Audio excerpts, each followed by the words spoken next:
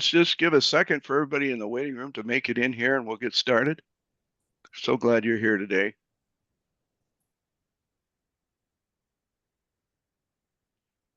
So this month's webinar is from the Center of Addiction Faith.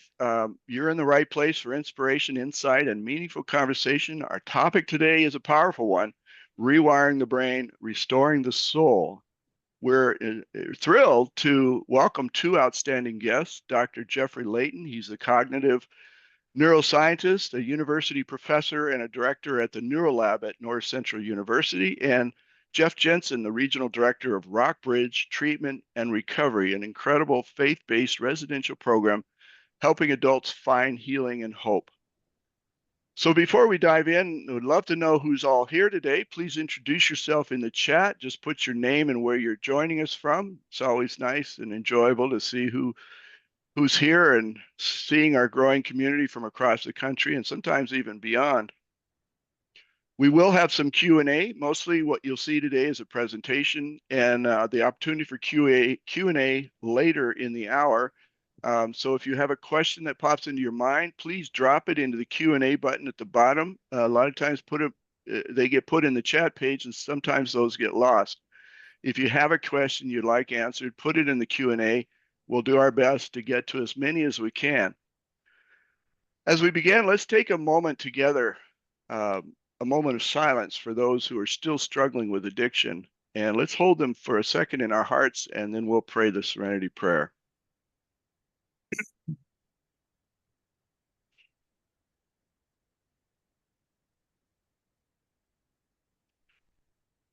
And now we pray together. God, grant us the serenity to accept the things we cannot change, the courage to change the things we can, and the wisdom to know the difference. Amen. And now it's my great pleasure to introduce our host for today's webinar, Reverend Pastor George A. Wood, also known as the Tattooed Pastor. George is a survivor, a minister, a pastoral care counselor, a recovery leader, and the author of the Uncovery, and the Uncovery devotional. He also hosts his own compelling podcast, The Sober Truth. George brings passion, honesty, and hard-won wisdom to his work. We're lucky to have him with us. Take it away, George. Please introduce our amazing guests. Thank you, Pastor Ed. And I like that. Reverend, that's a new one. I think I'm gonna go with that. Yeah, Reverend George. Do I get to buy one of those shirts? Never mind. I'll just leave it at that. You have to wait until we start revering you. Until you start revering me, exactly. Yeah, it's great to be with everyone today. And let me just say that about 5 years ago, when I set out on my journey to do something different in the recovery world, it was obvious to me the intersection that was so badly being missed was the one between science and faith. And as somebody who's been in ministry for almost 20 years now, and coming more from a charismatic background, there has been the majority of those years spent where science was the enemy, where somehow if you were going towards science, you didn't have faith. And that never sat right with me. And when I began to receive healing on my own, in my own personal journey of healing from trauma, science is actually the part that was the biggest part that was played in me becoming whole.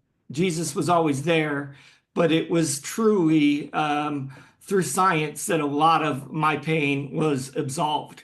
And so I'm so excited today to have Jeffrey Leighton and Jeff Jensen here with us to really discuss their work and discuss how, prayer and neurofeedback and holistic hospitality-driven care can actually help regulate brainwave activity, rewiring the brain, relieving anxiety, reducing cravings, and restoring hope in individuals that have been battling addiction.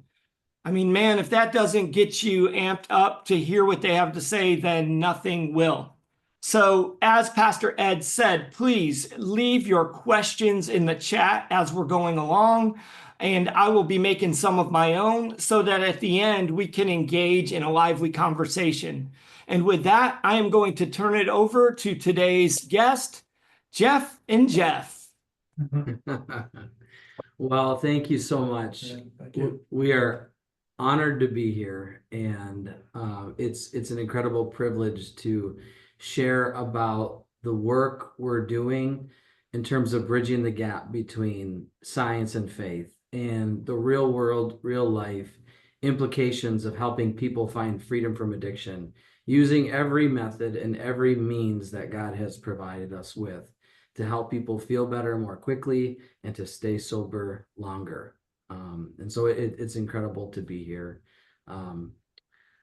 I will go over the first slide here. We'll introduce the objectives, and then I'll have Dr. Leighton introduce himself, and we'll share a bit about our work and essentially why all this matters, how all this ties together, and then we'll wrap up with some key takeaways. What does this mean for you listeners, for your loved ones who maybe are struggling, or your work as a layperson or a minister in the churches, how this information can be helpful, also even in strengthening your own faith, as we see real tangible methods, how God works through things like prayer and other spiritual practices. But the webinar is about rewiring the brain and restoring the soul and how those things come together. We're going to be exploring the intersection of neuroscience, faith, and recovery. We're going to focus on understanding addiction recovery from a holistic perspective, a truly holistic perspective. What does that mean? How the brain's plasticity heals and the role that it plays in healing, and then how spiritual practices influence mental health, as well as integrating scientific findings along with our faith-based approaches.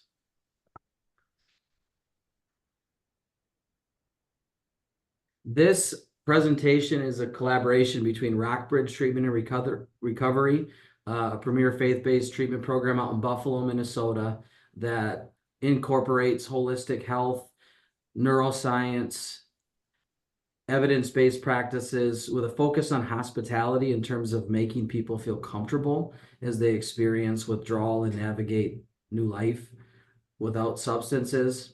Also incorporating all of the evidence-based practices that you would expect to find in a licensed treatment program. Yeah, Prayer Collective is a neuro research lab. Currently, we're housed in North Central University, and we're looking at how we can use neuroimaging, using EEG, quantitative EEG, looking at how it can overlay onto MRI maps, and then currently getting ready to put in FNIRS, which is functional spectroscopy, where we can measure oxygenated blood in the brain when different types of prayers are being done, different type of cognitive tasks are being done. So we're truly excited to partner up with Jeff at RockBridge. I've done a little bit with Teen Challenge in the past. I used to come out and give lectures on the brain and in prayer for about 3 years. And then a couple years later, ran into Jeff, and we'd have conversations for a long time. And so I believe it's, divine intervention for us. So. Yeah, it really was a divine partnership. I actually found him. He was at the bottom of a email chain, and I just clicked on his bio, and so when we set out to launch RockBridge, we wanted to incorporate functional medicine, neurofeedback, neuroscience, and we pursued all sorts of different avenues, all sorts of different leads, and really it became difficult. We did launch with that. And then as I get to interact with Jeff, ask a question about neurofeedback and functional medicine and all the different things, and every single answer was yes. And I'm like, well, you wouldn't happen to, function in this way. Actually, I do. And so it's been a unique and a divine opportunity to bring the best of what the neuroscience field has to offer, along with what the best of the faith-based licensed addiction treatment field has to offer as well. Yeah, my background, is a little bit diverse, so I'll try to keep it really, really short. The first half of my career was more in the business side and partner in an accounting firm and a partner in an investment banking, and then figured there has to be more to life than that. And was reading a Bible, and I said, haven't picked one up in a while. Was my parents, founders of church. I did a lot of I would say missionary work in Haiti and so forth, but I kind of drifted away a little bit, and I figured there had to be something. I ended up reading the Bible for like 2 hours, and I just it hit me, and I said, I'm going to spend the rest of my career devoting it to Christ. And lo and behold, at 40 years old, I went back and got a graduate degree in cognitive psychology, just to get kind of updated fast. I had the privilege of meeting Dr. Andrew Newberg, and if anybody's familiar with Dr. Newberg, he's probably one of the key pioneers in neurospirituality and in using SPEC and MRI with people, with Franciscan nuns, with atheists, with monks, with priests, with rabbis. And I reached out to him, and he got back with me, and he's like, wow, I've never had a 40-year-old person do a 360 in a career change. It's pretty excited. At that point in graduate school, I started looking at EEG, and for about 7 years straight, that's all I did. I never missed a day, Christmas, New Year's, just reading and reading and reading. And he said, what would be really interesting is if you looked at the brain in prayer from an EEG side of it, and then also different types of prayer. And that's where my research birthed from. I looked at prayer from prayer of adoration and a prayer of forgiveness and what happens in the brain. And it kind of just blossomed from there. He opened up avenues. I did a seminar in downtown Detroit. There's about 300 people there. The state of Michigan asked if we would come and talk to them about some of the neurofeedback and some of the brain. It kind of took off there. The program is still running right now. It's actually advanced into some of the jail in Michigan and in the northern part of it, where they had about 32 deaths in about a 4-year span on meth. And they asked us to come in and set up protocols. And then it ended up with TBI. And then fast forward, I'm in a neuroscience lab and, talking to Jeff and continuing back on anxiety with college students and back where I started with addiction. So kind of coming full circle. Thanks, Dr. Leighton. Yeah, I'm Jeff Jensen. If you guys have ever seen those videos on Facebook or TikTok, and it's like the two dogs, and one's a majestic dog that it looks, very impressive, and Maximus Vilius, and then it's like the other one says, my name is Jeff. When we stack our bios up against each other, it feels a bit that way, and just be having fun. But there we go. We got somebody knows what I'm talking about. We got an emoji floating across the screen, but no, the Lord is so good. And as a person that suffered through addiction through my teenage years, I got saved at 17 in my basement, high and hungover, and the Lord completely transformed my heart and my mind and set me on a completely different path. And from that moment on, I knew that God didn't bring me through that to waste it. I could have run from it. I could have done something completely different. But I knew personally that I was meant to help others find that same freedom from addiction that I found. And so that's what I've been doing for my entire adult life. I've spent much of my career at Minnesota Adult and Teen Challenge, overseeing different programs. I also am responsible for Lakeside Academy, another program out in Buffalo. Multiple recipient of Newsweek America's Best Addiction Treatment Centers, which is just remarkable for a Christian program. And it's just an honor to be a part of what God is doing. RockBridge Treatment and Recovery is the newest project that I'm responsible for. And really it's birthed out of a desire to help working adults and their families, their loved ones that need to have access to technology or life to balance work-life responsibilities while also getting help. And a lot of the calls we're getting on the front end is, hey, I need help, or my loved one needs help, but they have these responsibilities, and if they get help, they might have to lose everything. And so it's really been an honor to be able to say that's exactly why we exist, is to be able to help folks like you.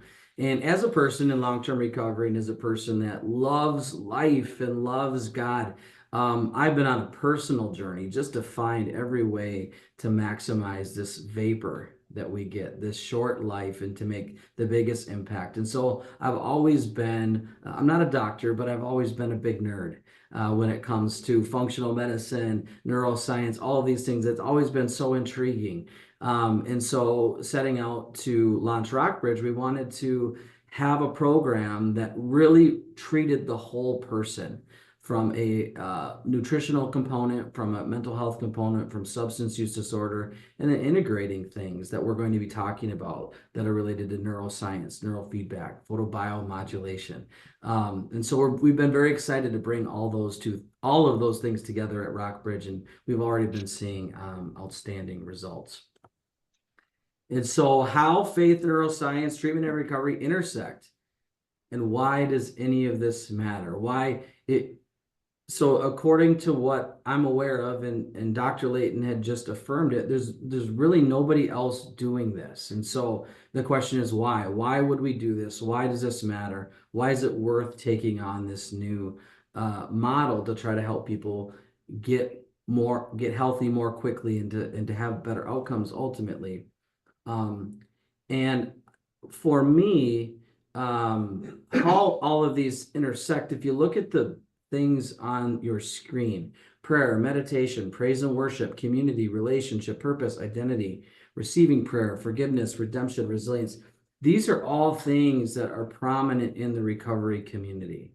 And I think intuitively, the recovery community and the treatment industry has known for years that these are all things that are vital for living a life of long-term recovery or freedom from addiction. And what we're discovering now is that you can actually see where in the brain these things are impacting the same parts of the brain that are responsible for cravings and self-control light up, and they're changed and they're transformed when we engage in these practices. And so for me, why all of this matters is because from a faith-based perspective, from incorporating scriptures into treatment to meet clients where they're at, we do believe, and we're already hearing from our clients, that they're going to have better outcomes because the research supports it, but also our clients' experience are supporting it. And they are hungry and they want these things. They want purpose. They want identity. They want to be a part of something bigger than themselves. And I think that the faith-based community has an opportunity here to make a real impact for people struggling with addiction for long-lasting outcomes. And Jeff was sharing something very interesting. I just learned it today about one of these topics about receiving prayer. So if you wouldn't mind sharing how that works. Yeah, so a lot of the research that I've come across over the years is mostly on intercessory prayer. And I thought it was really interesting. I looked at prayer of forgiveness and a prayer of adoration, but intercessory prayer is where most of the literature is. And one of the things that Jeff and I were talking about is there was a few articles that are out there that says, let's say if Jeff is in recovery and he's in the hospital, and there's a group of people praying for him there in the hospital, but he knows a couple of those people that are there are not faith-based. They don't believe in God. And when they went back and looked at the research, the person that was receiving the intercessory prayer felt like it didn't help.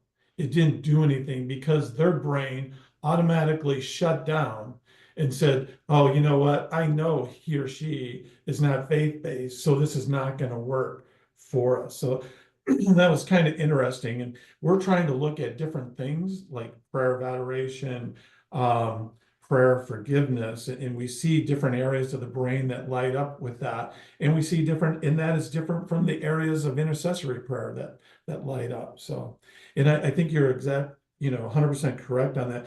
A lot of what we have seen out there, if I say it more in the secular world side of it, everybody is in silos. They want only this here, only this type of treatment, only this type of treatment. And even where we went in and tried to integrate faith or prayer, some of the organizations that we went into said, we love everything you're doing. If you could just keep the God part out and the Bible out, we're good to go.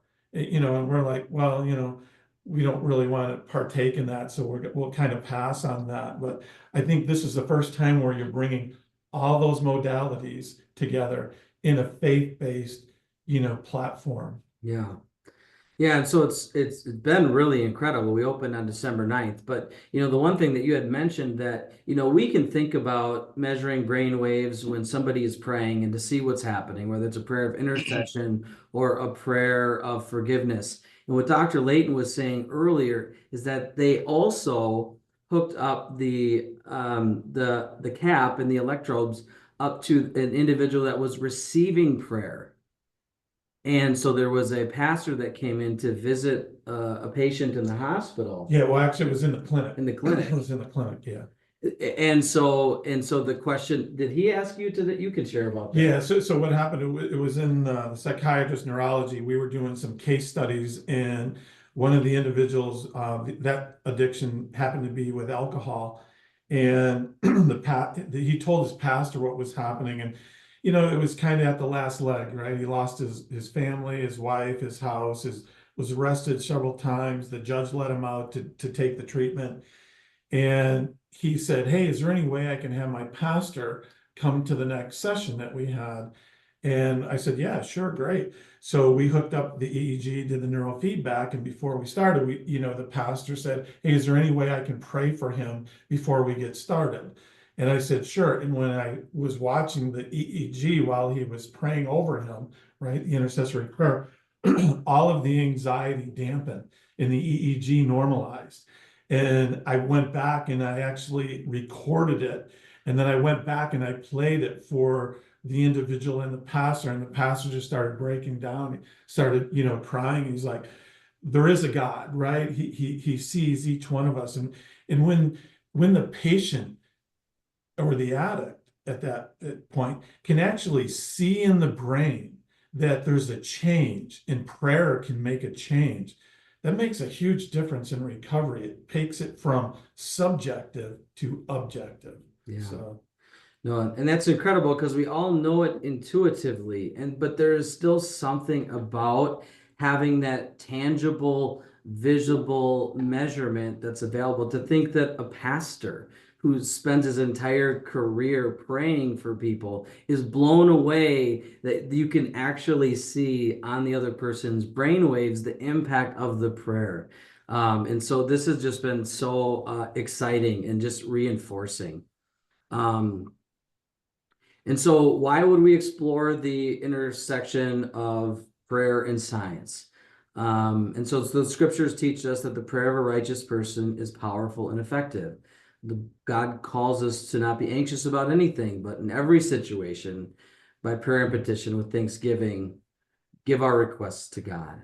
And so, Dr. Leighton, if you wouldn't mind sharing a bit about what you've experienced and even some of the research you've done when it comes to exploring the intersection of prayer and science. Yeah, so I can tell you right now, we currently have a program going on at North Central University with college students, and the anxiety and the depression is just unbelievably high in that population, especially in that Gen Z population. And so we're looking at doing neurofeedback. We do other biomarkers. We take salivary samples for cortisol and alpha amylase because we can tell what the stress levels are through alpha amylase and cortisol levels on there. And then we did the neurofeedback, but part of it is we have a prayer and we pray over them and we do a prayer of adoration. And what we have seen students, and we also do, the traditional inventory scales, the Becker anxiety scales. And what I thought was really interesting, we're halfway point. And I was telling Jeff today, naturally, I haven't published anything yet because we're only halfway through, but we've had some students that were like 33 on the anxiety scale and 28 on the anxiety scale, which is extremely high. And when they finished just last week, their anxiety scales were 4, 5, and 7, I think was the highest one. And when we looked at their brain scans from taking it from the QEEG maps that will show you to the MRIs, it's like a totally different person. And part of that, what we do is we lay that foundation down. We say, look, let's pray for you. that you give over your anxious thoughts to God, knowing that you can come to God, right, with anything, and He's with you every day, and you can help manage that stress or help manage those anxious moments if you give it over to Him. So what we do prior to any training, we do like a 2-minute, and we call it shaping. And we let the students see what their EEG looks like. And we also do that when they pray. And when they pray and give an adoration, it's amazing how much the EEG starts to normalize. And I found that within my research. I was telling Jeff earlier today, we had an individual that had chronic stress, and I didn't know that. And when she did her prayer of adoration, her EEG just totally normalized. And I told Jeff, it was such a surprise to me that the morphology tracings in the EEG changed so much. I had to do her twice because I thought there was a malfunction in the equipment, right? And then afterwards, the mental health director came back to me and she said, I really apologize. I forgot to tell you she has chronic anxiety. And I said, well, wait a minute, this is really interesting, because when she did a prayer of adoration, not a prayer of forgiveness, but a prayer of adoration, her EEG normalized. And that's kind of how that study birthed into the ones that we have at the university. And we're looking at it, it's helping them academically, it's helping them rely less on social media. They've used it 50% less. So it's interesting.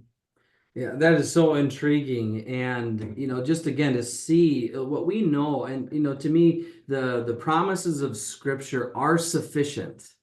This is not some sort of approach or attempt to say we need these things to verify that what God said in his word is true. It's just exciting. It is just full of worship, because God has put his fingerprints all over creation, and it's all over in the brain and in the mind. And as Jeff shares about the client that the student that had that effect, we had a client at RockBridge that was using benzodiazepines for 17 years, crippling anxiety. If you know anything about benzos, they're terrible because they work amazingly at first, and then they don't do the same thing.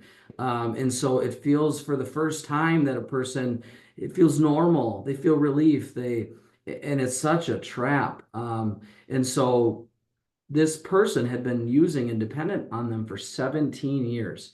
He ended up doing the neurofeedback program at RockBridge. And as we were in contact with him, he had referenced that he had not used benzos in 90 days after treatment. He said that's the longest he's gone without using benzodiazepines or needing to use them in his entire life. And he was very clear that it was about the ability to take his naturally overstimulated brain waves that were producing anxiety, and he was able to see visually on the neurofeedback device what the dysfunctional brain waves and the patterns looked like, and then he was able to see exactly what he was doing to bring them within healthy range. And so now he leaves RockBridge he doesn't have a cap, and he's not monitoring his brain waves, but we have done truly individualized care that matched his specific brainwaves. We're able to fine tune exactly where he was off and how he can get better. And so that's the real world, real life implication of this sort of thing. It's not just in a lab or in schools. We're able to actually make a real difference in people's quality of life and recovery with this. Yeah, Jeff, I was going to say, in the lab, we have a saying that prayer doesn't make you just feel good, right? It restores neurological peace, right?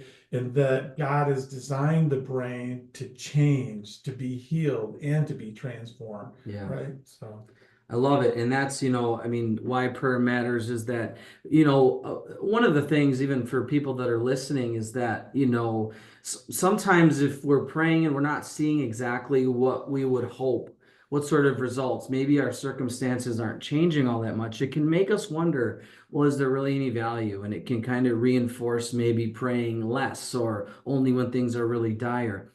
And part of what we want to share today is that God is working through prayer, not just to change your circumstances, which he clearly does, but to change our brains. And so even when it feels like it's not working, even when it feels like we're still struggling with some of the same things or some of the same circumstances, we know empirically that these prayers and these practices that God has commanded for thousands of years, we have the technology now to say this is exactly what it's doing in the brain, where it's doing it. And so the admonition is to stay faithful.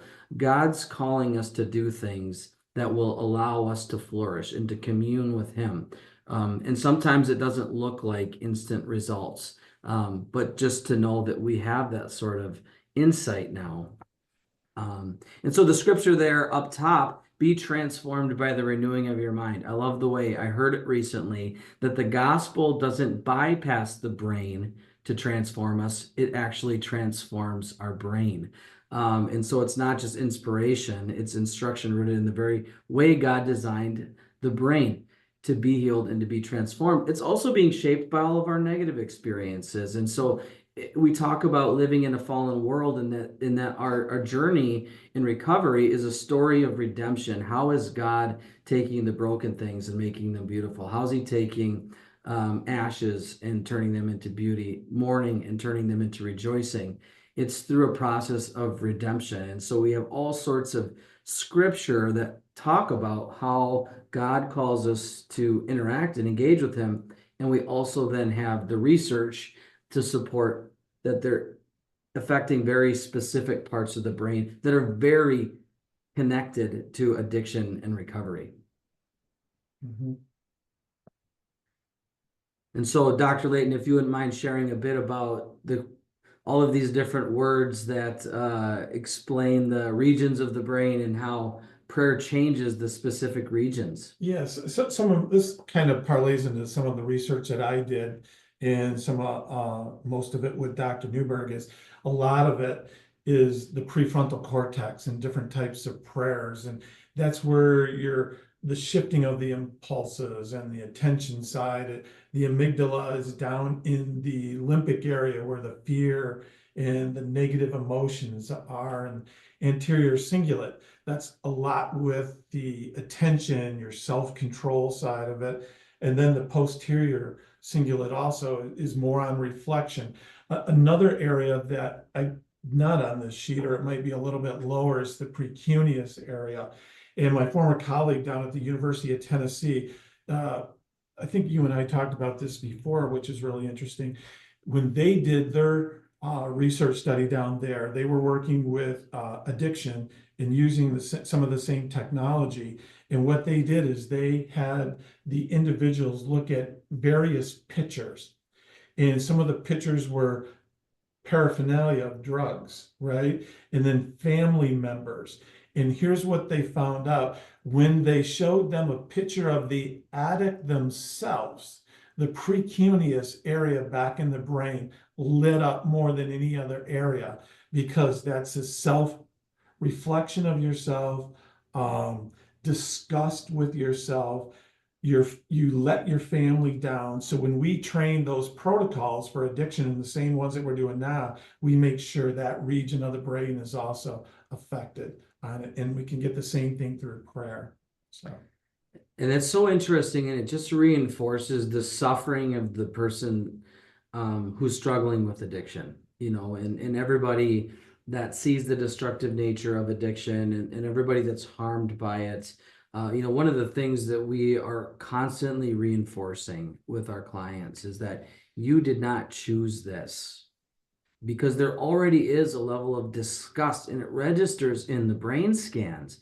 To think that our clients and people suffering with addiction look in the mirror and the part of their brain associated with disgust lights up, that helps to move with compassion and to help to understand the true suffering, that if it could be otherwise, it would be.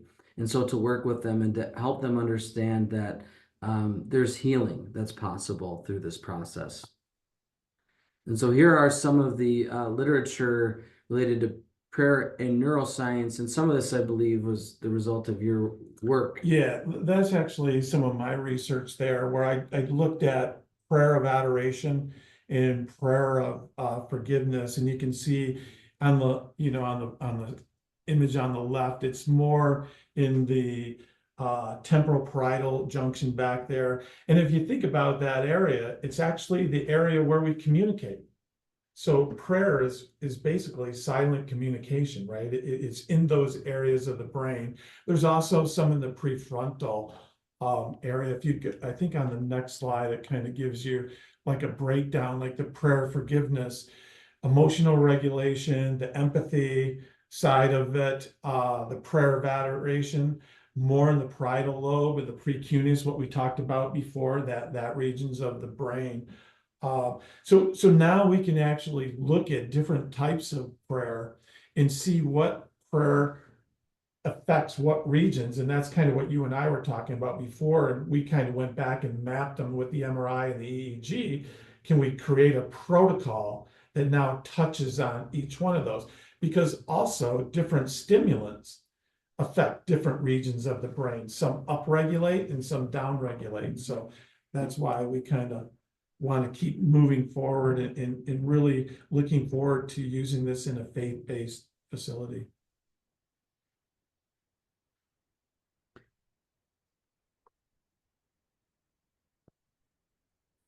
And so what we're doing in partnership with the Prayer Collective is a result of the different research that's been done, is really a comprehensive way at addressing substance use disorder at every level. And so there are the psychological testing that really are the self-reports that measure progress. And so whether it's anxiety, depression, stress, the idea that the interventions that we're using are actually producing concrete results via self-report.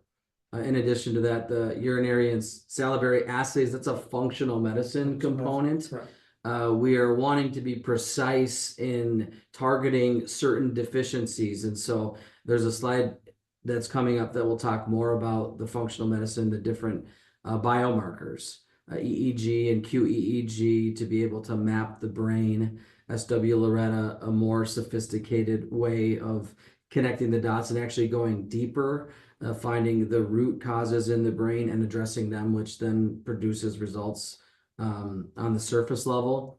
Transcranial photobiomodulation. So that's a long word. Yes, yeah. That's a fun one. Hey, and Jeff, did we skip a slide? There's a couple people that have said we missed a slide. I don't know. I just wanted to see if that was true. We're good?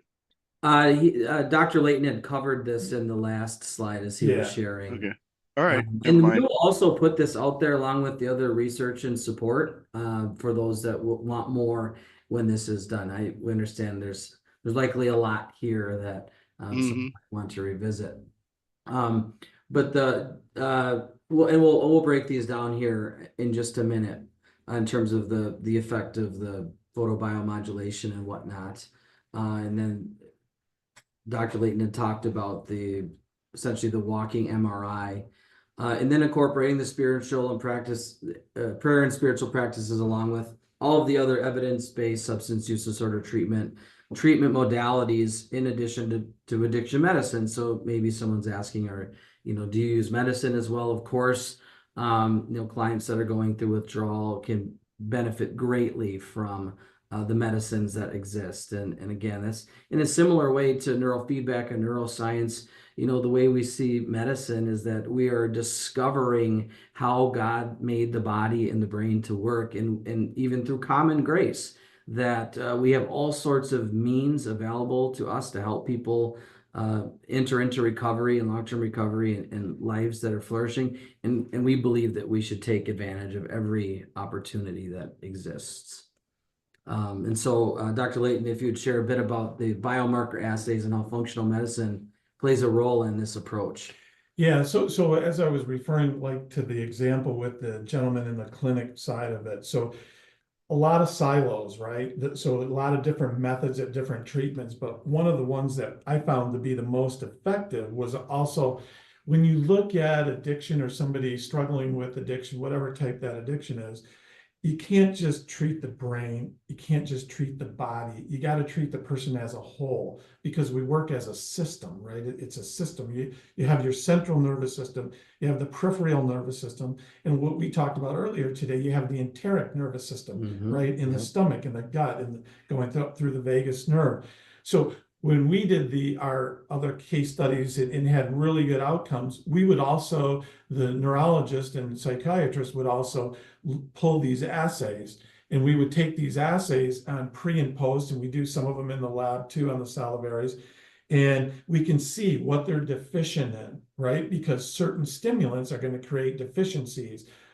Alcohol, we're going to have deficiencies in GABA, right? And in vice versa, and some other stimulants. So we take a measurement of those when they come in, and then we give the treatments, and sometimes we'll take it back in the middle again, or we'll take it at the end. And like cortisol, sometimes we'll do a 4-spot void where we'll do it 4 times over the period. But definitely we started using these biomarkers, and what we're really trying to do is take that plus the psychological inventories that you were talking about early, plus take some of the neurofeedback, take some of the imaging side of it, take some of the spectroscopy imaging side of it, put it all together so we can show evidence-based, right? We want to try to keep it out of the subjective and make it more objective so people can see it. In Michigan, what we were trying to do at the government, we were trying to make it evidence-based to get a CPT code for all of it, right? Yeah, so that's a big undertaking, right? Yeah. Again, because everybody wants to stay in silos. They want to, this is what we do, and this is what we do. And I was always even when I would go and talk to the government, I would say, well, why not put them all together? Because we're trying to heal them the best we can, right? And they're like, well, we stick with this because them over there, they do that and they get their money from this and we get our money. Like, I didn't hear you say one thing about the patient. Yeah. Right. So yeah, we try to use these biomarkers as a baseline, and then we can use it again as a post. Yeah, and I think people, are aware that the medical industry is designed to fix disease and to manage symptoms. And so, functional medicine takes a deeper look, and you talk about CPT codes, the ability to bill for these things. And, insurance in our medical system isn't really built for this, but we have all sorts of tools at our disposal to help understand what's going on beneath the surface. And one example, this is, we had a client that had success, managing his anxiety, and his substance use disorder was alcohol use disorder.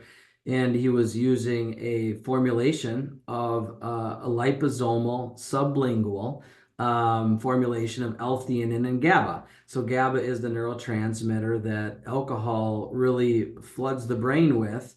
So do benzos, and L-theanine is an amino acid that's a precursor to GABA, and that also is found in green tea. And so understanding that a person being deficient with a certain neurotransmitter can take advantage of some nutritional strategies to boost the GABA to help them when they're feeling anxious is an individualized approach to help somebody understand what they can do. And so that's just one example of how this can play out in addiction treatment and recovery. And it can play out at home as you engage in these sorts of things. And so, Dr. Leighton, if you would share a bit about the different things that we see on the brain scans and the EEGs when we look at the different substances. Yeah, so I apologize. I kind of gave you this slide, right? Because we kind of use it in the lab, right? And in lectures on that side. The easiest way sometimes for me to break down what EEG is or what quantitative EEG is, and then versus MRI, I always kind of put it in a music content for students and people in the lab, and basically saying like EEG, the raw data, and you'll see it in a screen. It really is telling us what is fast and what is slow. And then what QEEG does, that can take it and break it down into bands, frequency bands like delta, theta, alpha, and so forth. And I think it kind of shows you into the next one. Yeah, right there. And then what it really does, if you go back to where we were, one more back there, I always look at QEEG can tell us, if you think about EEG is telling us how fast and how slow the orchestra is playing. QEEG can tell us how loud the bass is, how loud the violin is, how loud the piano is.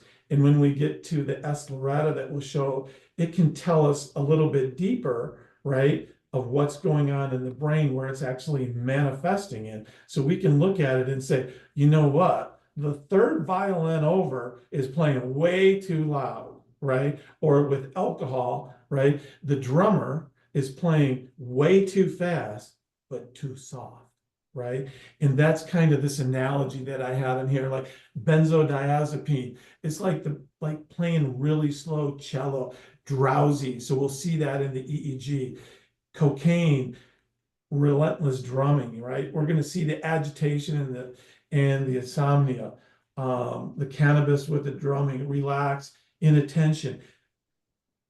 Cannabis is one of the really hard stimulants to try to work with because it bathes the whole brain, right? And so you get that effect over all of the brain, where some of these might just affect certain regions, right, of it.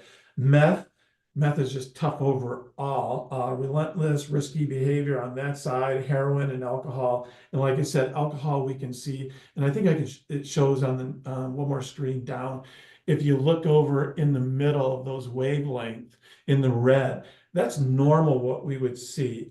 If you look over to the right a little bit, where in the blue, and it shows that really tight wave right there, that's somebody with alcohol addiction, right? It's really fast, but the amplitude of the EEG is really small side of it. So we can see some of those substance in there, and we look at those. And another way to look at the difference between EEG and QEEG is if you think about the weather map on TV, right? You see the waves that are coming through, and they say the waves on the map. And then you can see, well, in Minneapolis today, it's 78. We're taking those EEG waves and quantitate them into a number, and then we can take those numbers and we can pose them on a map like this. So we can look at the power. We can look at what delta is. So let's say if we were looking and we saw this theta, we could say that the bass player is playing way too loud than it should be. Green is normal, right? Red colors is hyperactive. Blue colors, it'd be hypoactive, right? And I think we were talking about this earlier with Ed, this is the surface, but it didn't manifest in the surface.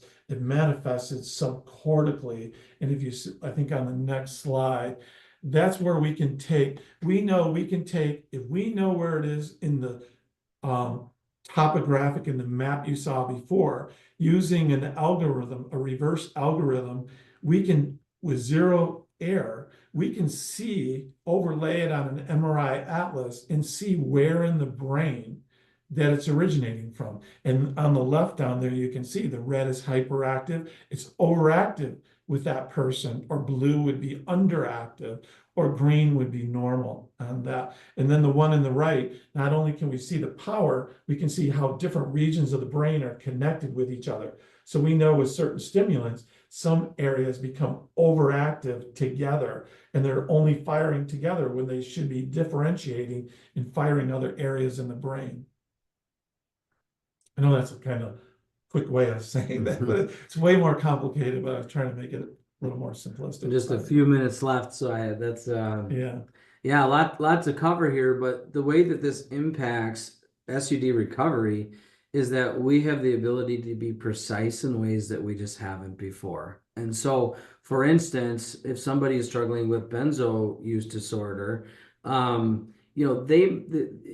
they may all be suffering with the same substance use disorder, but for various reasons. And so really up until now, you had to put them all together, and you had to just treat them all the same way based on the fact that it works for 75% of people or 85%. Now we have the ability to understand specifically what's going on in the brain and how to treat that person individually in order to get better results. And so this is really interesting. This is the fun word, transcranial photobiomodulation. But it talks about, you know, if you've ever been exposed to Dr. Amen and the SPECT scans where they show, you know, this is a brain on heroin, this is a brain on alcohol, and it merely measures blood flow. Well, transcranial photobiomodulation is a tool that we use that will increase blood flow to very targeted parts of the brain. So if you can see the EEG or the QEEG through SW Loretta, and you can see these are the areas that are deficient, we can program the photobiomodulation device to target those specific regions of the brain that do not have adequate blood flow. So if you wanted to share that's a great, that. if you kind of go back up to that other screen, yeah, that's a great way of saying it. Not to get too technical into the chemistry side of it, but you know, you're actually taking a near infrared light. So think of it like a laser treatment, right? But it's near infrared, so it's so fast you can't see it, right? And what you can do is you can see inside that helmet. We can have quadrants where we can pinpoint certain brain tissue. And what we know is if we take that red near infrared light, it can penetrate it through the skull. It will hit the cell tissue in the brain, and it will create ATP. It will create energy in the brain. And we need energy to do everything. We need energy to breathe, to talk, to think, to walk, to eat, right? And if you go to that next section, we know that people with substance use disorder are sluggish. There's inflammation in the brain from the chemicals that they put in there. We know there's less connectivity, like I was saying in that other screen, where we can measure the connectivity. Some are connected, some are under-connected. So what we look at is we use this as a booster, and we say, hey, if we know that area is deficient and we can create blood flow there, or in our world, we would call it ATP, cell energy, right? And we can get that more active before we do the neurofeedback treatment. It just increases the infinity of the neurofeedback, making it better for the person, or works more effectively. And that's part of the approach as well. You don't need to have a photobiomodulation cap at home. There are things, a diet, exercise, nutrition. Lion's mane extract is known for producing brain nootropic factor, which helps form new neural connections and neural networks. And so as your brain is learning a new way of navigating life without the substance, our approach and what we see to be the most effective is to throw everything at it to give the brain the ability to be as to enhance the neuroplasticity as possible. Yeah, it's kind of what we talked about. That was covered. Yeah. Sorry about this picture. Yeah, so hopefully you don't, but I really wanted to show that picture, have you show that picture, because FNIRS is functional near-infrared spectroscopy. So as we were talking before, it's kind of like a walking MRI, right? And instead of having electrodes, they're optodes. And in our neuroscience lab, we don't believe anything unless we see it, right? So we say, hey, if we can't see it, then it's either anecdotal, right? And if we can see it, then we look to see if we can make it evidence-based. And basically what that is doing is looking at the blood flow in the brain. So, and it's a pure diagnostic tool, right? It's not a treatment tool. But if Jeff came to us and said, hey, look, we want to do neurofeedback. We want to do this modality. We want to do this modality. We say, okay, we can take self scales, like you have the psychology scales that everybody takes, right? We can look at the imaging. We can look at the functional medicine. But to take it one step deeper, we could actually look at blood flow. And did that actually replenish the blood flow that was deficient there, right? So it's like a walking MRI. And the easiest way I always tell people to look at is if you look down at your wrist and you might see blue veins there or blue artery, that's because there's no oxygen there, very little oxygen.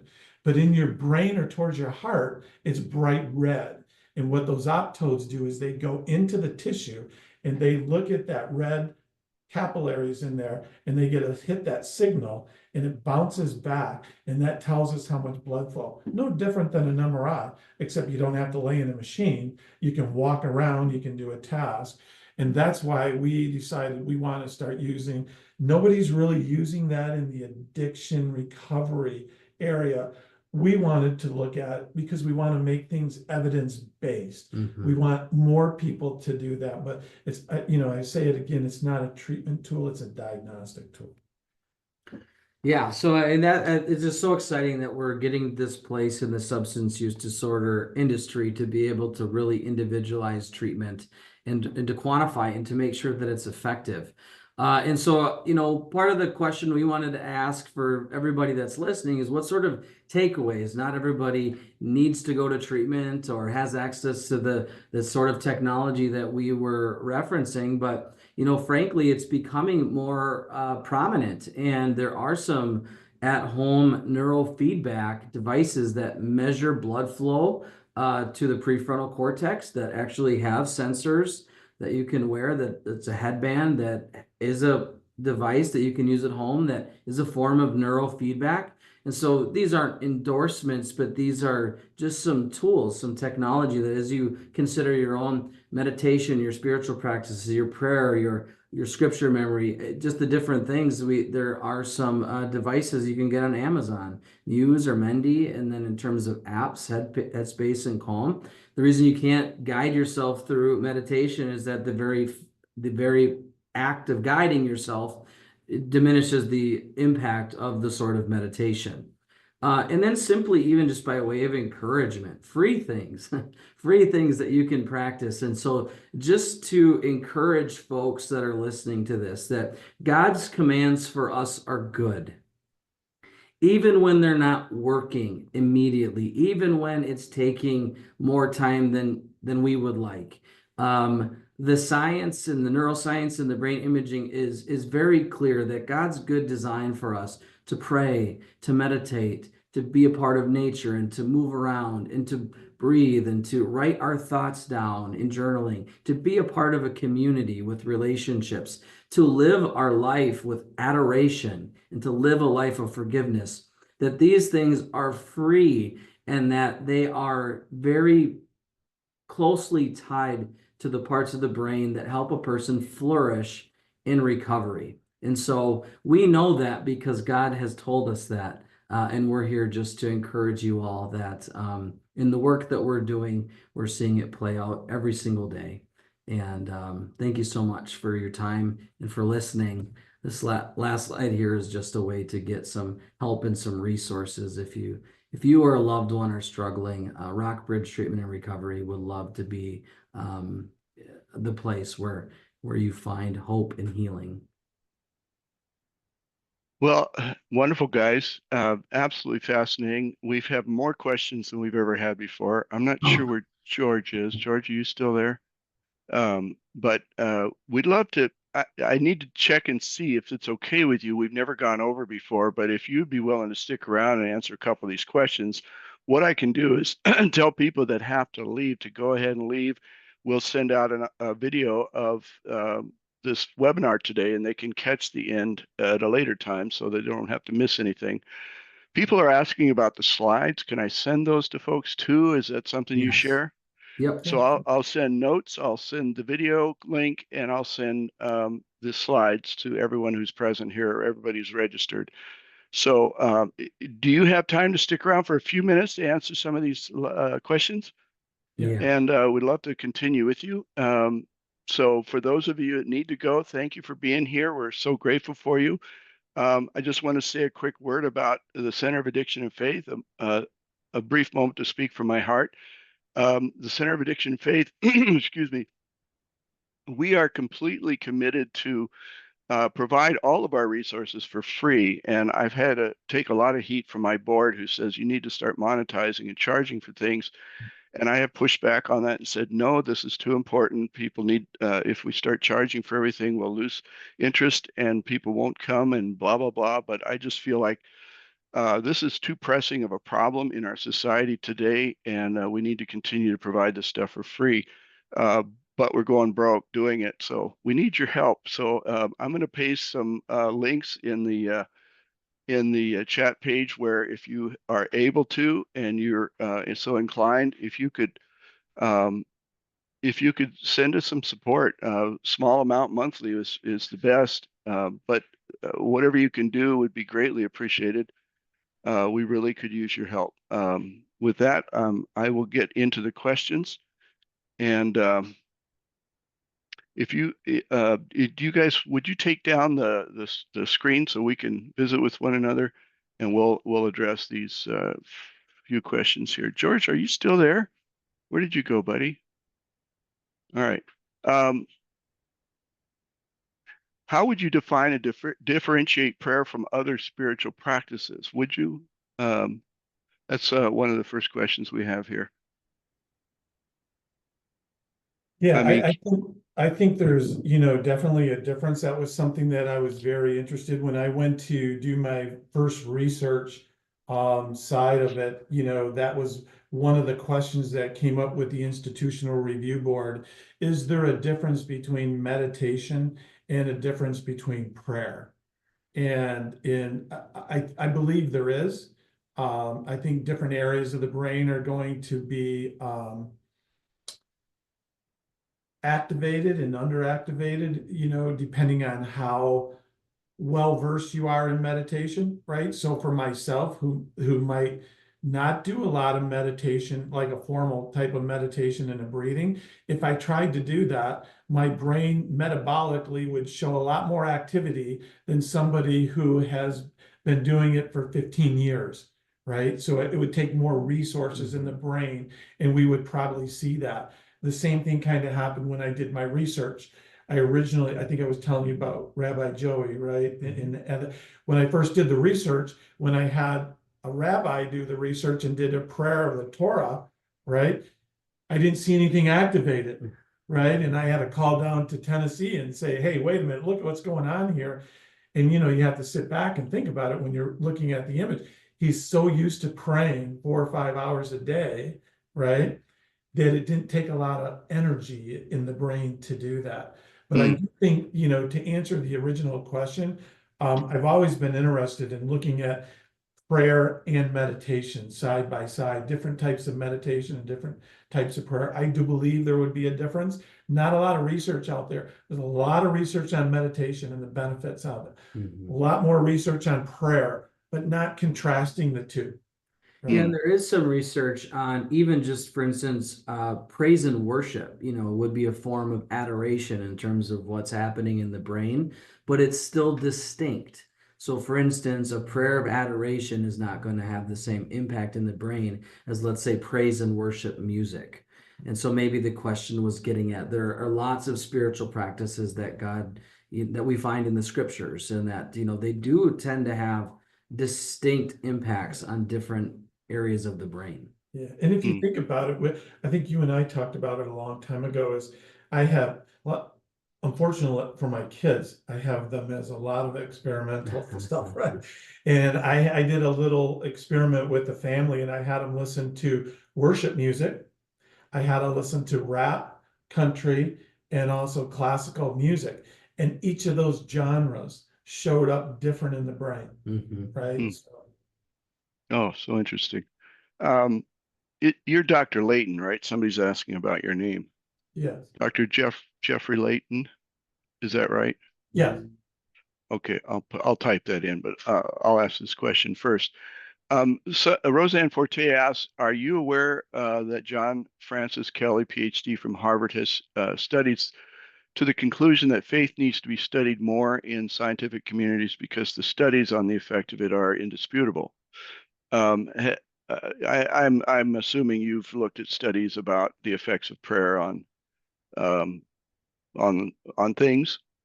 Yeah, for a lot, for about 4 years, steady on looking at it. I probably read just about as many as I could out there. There it goes both ways. There's some people that say it does have an effect. There's some that say it doesn't have effect. I know that I ran into a group of neurologists more on the secular side, and they're saying, look, I think if you would have had them just pray to Santa Claus, you would have got the same effect, right? Versus praying to God on there.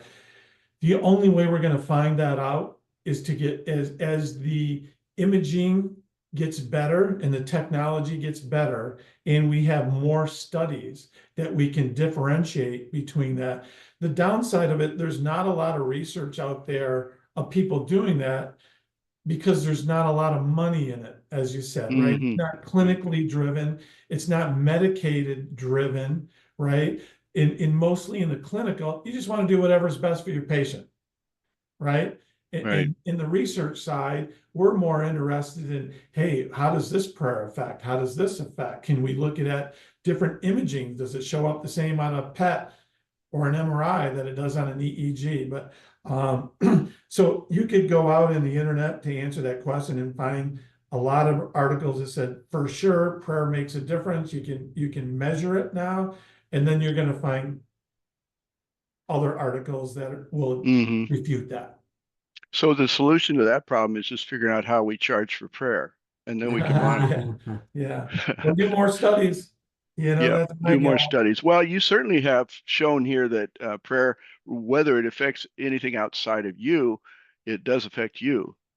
Yeah, for sure. For sure. A question from Mark Peterson is there a time and a way to establish boundaries with a highly anxious family member who's been diagnosed with bipolar and borderline personality disorders? He says her antics in manic moments are often hurtful. In depressive moments, she's suicidal. So, question about establishing boundaries with that person. Typically, know the if that's boundaries would be around getting help, because in those moments of mania, they're suffering, and in those moments of depression, they're suffering, and so typically we're not obligated to endure every whim of every person's disorder, and so what we tend to see is that in those manic states, they need help. They need help. In depression, again, maybe even suicidality, they need help.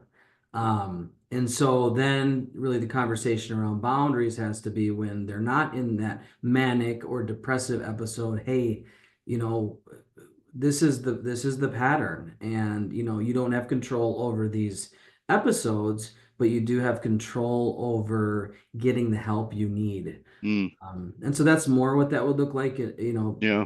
You just don't know what's going to happen in those. Yeah. Has there any studies been done on brain scan studies on manic depressive different areas of the brain that light up in those places? I don't know. Oh, I imagine there is. I mean, there's a lot of imaging studies on depression. I mean, we know that, we can see it, we call it asymmetry, that we'll see difference in one side of the brain versus the other side of the brain is kind of a biomarker for us of depression side of it. So we could see that, same in the midline. But everyone is different, right? It's a signature, but every brain is different. Everybody's circumstances is different. Yeah. As far as the treatment, I wouldn't know. I'd have to defer that to Jeff. Yeah, there are certainly studies that show what's happening in the brain in a manic episode and a depressive episode, and it's very intriguing. And I understand too that with depression, there's an actually part of the brain that's underdeveloped. Is that has that been proven out? I'm not aware. I'm not aware of that. Okay. Usually, the brain is developed in stages. A lot of people think it's all in one. It's over stages. Female brains develop different than male brains. They at around age 13, well, maybe around 11 to 13, they take a break from the frontal cortex and go more to the limbic area. That's why they're more ruled by emotions. So we see that in the beginning stages of it. I mean, you're looking at 250,000 neural connections per minute is being formed. So the brain is always changing. We know that females brain mature a little bit faster, around 21, 22, men around 23, 24. When you're disrupting those by putting stimulants in the brain before the brain is, and maybe this is what they were thinking on, before the maturation process is completed, yes, it's going to interrupt some of that Hmm. maturation process, and you'll have deficiencies in certain regions.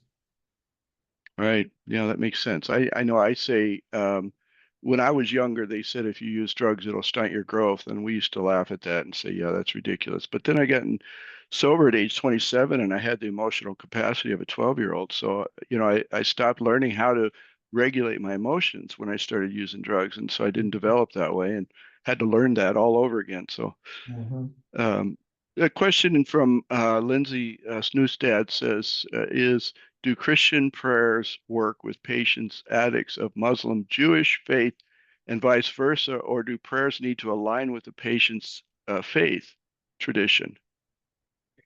Yeah, that's a really great question, and my answer to that. So I've looked at from um, Muslim prayers.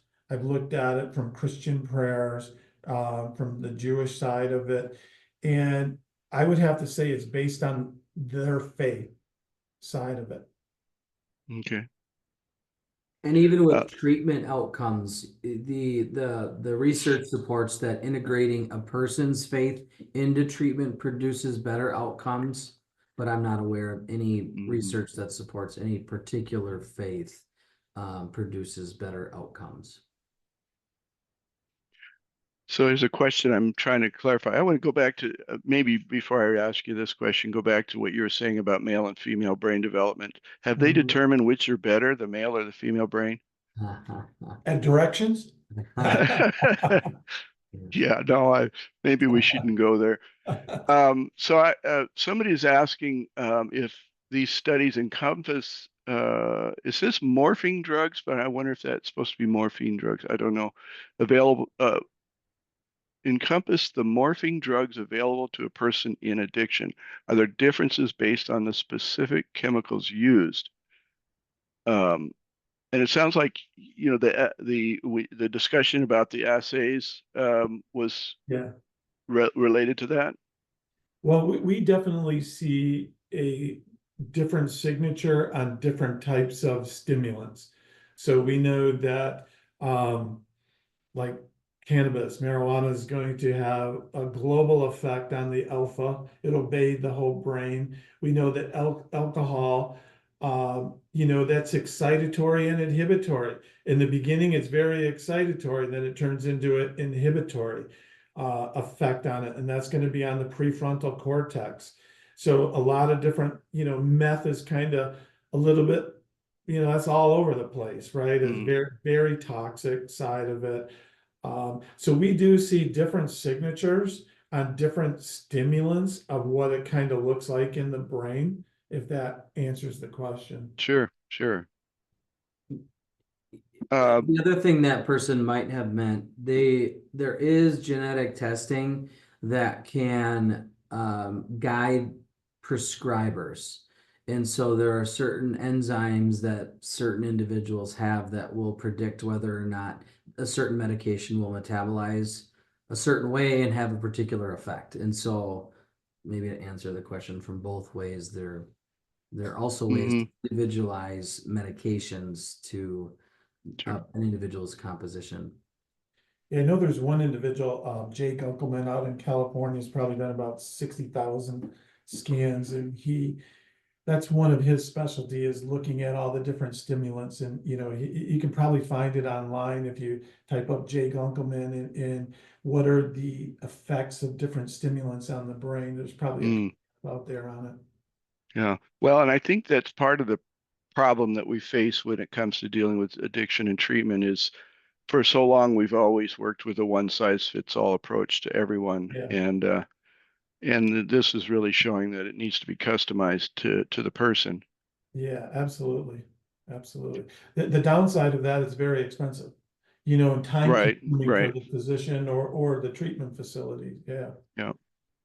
Yes, and well, I know that the there are organizations like the pilots and attorneys and nurses who have support systems or they have policies in place for helping people in recovery, and their success rate is so far above the rest of society. And it's because of all that accountability that's built in for so long. whereas most people get a month or 3 months of treatment and are expected to hold themselves accountable after that. And I think that has a lot to do with why some of the outcomes aren't as good as they should be, because and so when asking about that, what I've heard was it's too expensive and there's no way to monetize it. You can't. So yeah, so it's a challenge. Yeah, Ed, that you make a really good point. I've seen some of those, not a lot of them, but a couple of those programs, and even with the pharmacological society, let's say a pharmacist, right? In if you get into a treatment program, it's also the program gives them some type of insurance, like, hey, we're not going to just drop you, right? There's a place for you when you come back.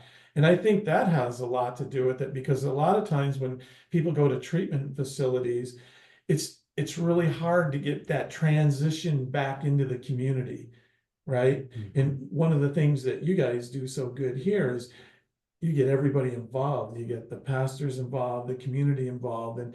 And one of the things that we found in addiction, it affects everybody. It affects the family, affects the kids, it affects the boss, the job, the community, everybody. It's such a long line. And some of that's a big issue, right? Mm-hmm. Yeah. Margaret Kirk wants to know if you're studying MAT, medical assisted charting the brain's response to Suboxone, is that anything you're doing? Yes. So we started that in Michigan in a little town called Newaygo, Michigan. And we were taking well, I don't think they continued it because the jail took priority over it. But what was happening, and the addictionologist, I think has retired. I left Michigan, so I'm pretty sure they did not continue this. But the idea was to take individuals when they came in for an induction, so basically almost half into a coma at that point in time, or an overdose, I should say. And we would put the helmet, the cap on them, and then they would take the Suboxone, right? And it was amazing. I sat in on a couple of those, in like 3 minutes. They're like, when can we have lunch? When can I go and have lunch? And I was just fascinated, like, hey, what's happening in the brain? Right. But I ended up coming to Minnesota. So I didn't stick around for that one. And I don't know if they kept it going because the other one with the mental health in the jail has really taken off. They're in their third year now with that. Hmm.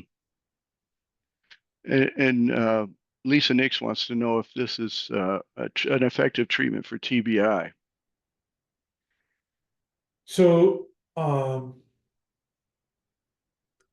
have to start with a statement that TBI is so tough, right? Mm-hmm. Yep. I work for the Center of Neurologic Studies in Michigan, and we did a research study with TBI, and that's all they do there is TBI. We took veterans exposed to a bomb blast in the last 10 years, and we used different modalities, but we also use the neurofeedback in there. And we did have some really good success on the neurofeedback side of it with TBI. But I would just have to emphasize TBI is very difficult. In my world and experience, when you're dealing with TBI, it takes a team approach to TBI, right? There's a lot that goes into it. No injury is the same, right? You can have a coup or a contact coup injury on there. It could be on the side. It's just a very difficult profession. Hats off to all those that deal in the TBI world. It is really tough. Yeah. But yes, it has shown to be effective and long lasting. They still do it at the neurology clinic. So they have the research component, and then they also have the neurologist and the psychologist practice. And that's one of the modalities is neurofeedback with that. Interesting. One final question, and we'll let you go. someone, Jill DiLoretto asks, are you familiar with Dr. Jim Wilder of the Life Model Works, neurotheologian? Not myself. I'm Not either. Yeah. No. I'm writing it down because I want to look Yeah. into it because Yeah. it sounds interesting. Yeah, I'd be interested in seeing. Well, that's it for the questions in the Q&A. I think there are a lot more questions that could be asked. It feels like we could talk about this all day. But thanks for the extra time that you've given us. I really appreciate it. This has been fascinating. The comments in the chat page are tremendous. But thank you. And I guess I want to put in a plug for RockBridge. I think about all over the country where when people are pursuing treatment or needing treatment or recommending treatment. I don't know of anybody else that's doing this kind of work, that's customizing treatment to individuals so carefully. So congratulations on that. I think it's amazing. You're cutting edge. So any final words before we go? It's just an honor to be able to do this and to help folks in this way. And it's also an honor to be able to speak to everyone that was listening and to partner with the Center of Addiction and Faith. You guys are doing incredible work as well. And yeah, we need each other. And so thank you for what you do. And thank everybody for listening. Again, thank you for your time. I put a link into the RockBridge treatment online there. We're grateful for everybody who's joined us today. If you found this webinar valuable, please consider supporting our mission. Center of Addiction and Faith exists to awaken churches and faith communities to the realities of addiction and to equip it to better respond. Together, we can help individuals, families, and entire communities heal. That's the amazing thing about the healing process. Not just the individual gets well, but everyone around them tends to get well if they stay in recovery. So thank you for being a part of this. Don't forget, today's webinar has been recorded. I'll send you a link to watch the recording. I'll send you a copy of the transcript, and I'll send you the slides that were shared here today. Also, if you don't know about it, we have a free app called, go to your app store, look for Center of Addiction and Faith. It has all our resources on there, and it is chock full. Let me tell you, people are always amazed at how much is on there that's useful. So go and download the Center of Addiction and Faith app and take advantage of all the resources. Next month, we'll be talking on a vital topic, stigma. What is it? Why does it matter? And how can faith communities help reduce the shame that keeps people from seeking help? And how faith communities perpetuate the stigma problem and what they can do to change. So that's all I got. Thanks for being here. Enjoy your day. God bless. Go in peace. Serve the Lord. Mhm. Amen.